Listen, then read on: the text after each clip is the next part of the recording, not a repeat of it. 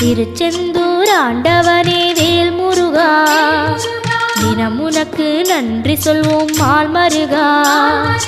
திருவடியில் தவம் இருப்போம் திருமுருகா, தீப்பெழுது நலமெனவே வடிவழகா.